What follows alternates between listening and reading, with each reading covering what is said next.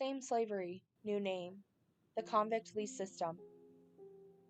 Why is it important that we understand that slavery was never actually abolished, and that it was simply rebranded as a way to allow and encourage the continuation of using slaves for the purpose of economic benefit during Reconstruction?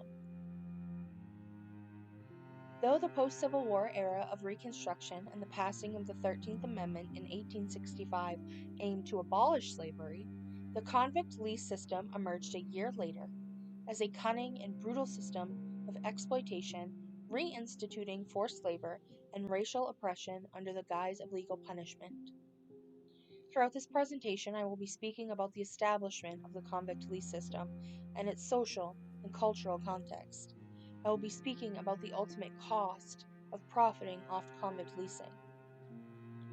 The passing of the 13th Amendment after the Civil War abolished slavery and involuntary servitude, but made exceptions for people who were convicted of a crime.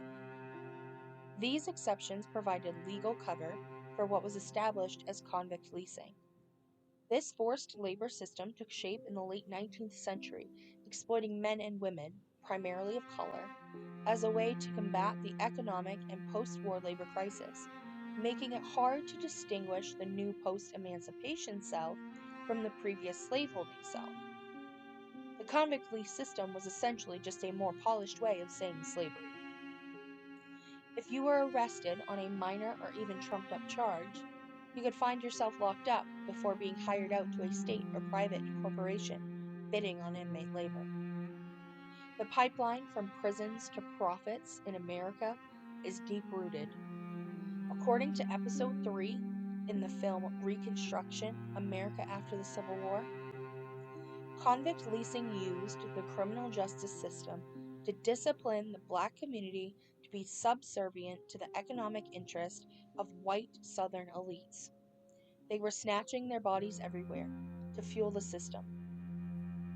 The convict lease system specifically targeted the communities of black Americans and sent hundreds of black men, women, and even adolescents to camps for minor offenses. First introduced in Georgia in 1866, the first convict lease contract granted 100 prisoners from the state penitentiary to the Georgia and Alabama Railroad for a period of 1 year at a cost of just $2,500. And in just 3 years, convict laborers laid the foundation for more than 450 miles of railway track. This forced labor system cost the state and private businesses little while helping to transform the South's broken post-war economy. Contracts for such labor ranged from 1 to 20-year terms, which in effect turned these businesses into designated penitentiaries. With these contracts, the state granted private businesses complete and total control over the lives of prisoners who were overworked, underfed, and abused while under their control in convict lease camps. At the end of the 19th century, convict lease camps in Georgia were under increasing scrutiny due to newspapers across the U.S. reporting on the physical abuse and violence that was taking place in Georgia's convict camps. There were reports of whipping, flogging, sweatboxes, malnutrition, and even sexual abuse. This continuous cycle of abuse left the bodies of prisoners maimed, scarred, and oftentimes even resulted in their deaths. Georgia, being one of the first states to use female convict labor for railroad construction, placed female prisoners alongside male prisoners for not only strenuous manual labor, but also provided them the same brutal living conditions. Black women found themselves in these camps after being charged with minor offenses such as arguing or using profane language in public, and black women far surpassed the number of white women in the convict camps. In the camps, men and women, black and white, were chained together at night and even slept in the same bunks, leaving them subject to sexual assault. According to a Georgia Exhibits exhibit titled The New South and the New Slavery, Convict Labor in Georgia, in an attempt to mitigate sexual relations and sexual assaults between inmates and to curb the high pregnancy rate, the state adopted new rules for the penitentiary companies. While these rules may have protected female inmates from the abuse and assault of fellow prisoners, they did little to protect female prisoners from sexual assault by the wardens. Women in these camps lived under constant fear of sexual assault, all for the purpose of making a profit. A clear indication that slavery was still very much alive and heavily practiced in the New South. In 1908, the public outrage of citizens and activists prompted the state government to open an investigation of its prison camps, and the violence against inmates took center stage, specifically the violence against female convicts.